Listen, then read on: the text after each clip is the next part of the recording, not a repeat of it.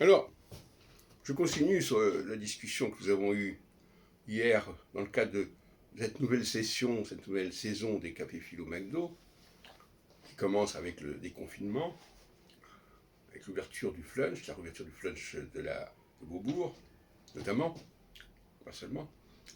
Et je veux vous parler de pédagogie, parce que le pouvoir implique une pédagogie. Et la pédagogie sous-tend le pouvoir. La pédagogie consiste à montrer les erreurs commises par les élèves. Il faut déjà faire un tour de table. Il faut d'abord déjà déstabiliser les élèves en leur montrant que ce qu'ils croient savoir ne tient pas debout. Et ce n'est qu'après qu'on peut leur faire une proposition. Donc je suis totalement opposé aux enseignants qui commencent déjà d'emblée à développer leur pensée, leur idée, sans avoir fait un travail préparatoire auprès de leur public, leur auditoire. Il faut déjà débloquer les choses, il faut déjà décanter les choses avant de pouvoir intervenir plus avant.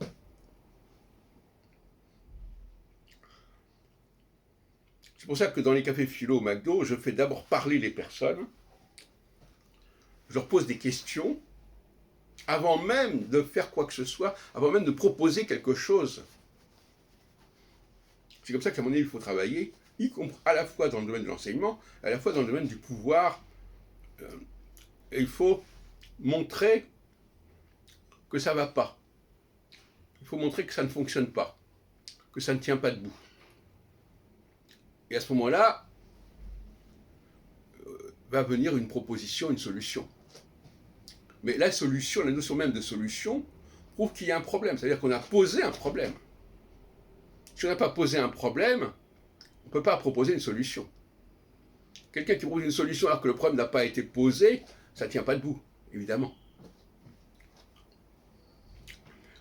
Donc, le pouvoir doit être lié à une capacité d'analyse de la situation. Par exemple, Napoléon, dans ses batailles, il analysait la situation, il analysait la logique du dispositif de l'adversaire.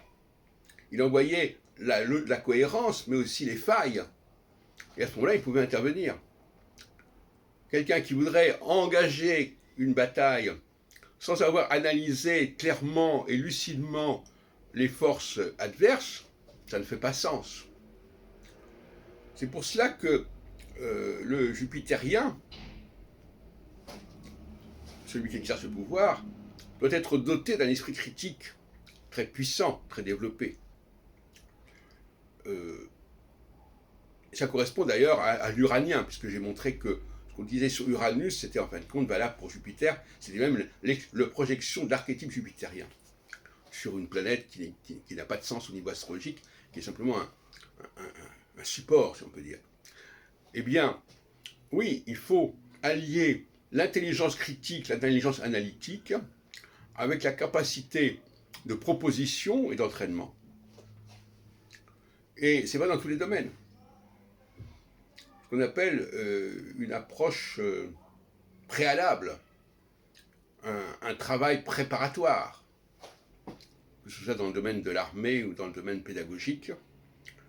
Par exemple, hier, nous avons parlé beaucoup de linguistique. Parler de linguistique, c'est déjà parler de ce que les gens croient savoir, parler des pratiques que les gens ont.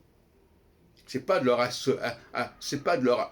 leur lancer des trucs en disant voilà, ça c'est la solution, c'est là. Il faut que pour qu'il y ait une solution, il faut déjà que la personne ait compris qu'il y avait un problème, qu'elle avait un problème en fait, que quelque chose dans son propos, dans sa pensée ne tenait pas la route. Donc effectivement, voilà, il faut commencer par là. Et il y a des gens qui ne supportent pas cette pratique, qui ne supportent pas que la pédagogie commence par une mise en question du savoir existant et savoir acquis. Parce qu'évidemment, c'est un exercice pénible de devoir reconnaître ses erreurs. Alors on préfère que quelqu'un vous rajoute quelque chose par-dessus, plutôt qu'il ne remette en question et pose le problème qui va devoir être résolu.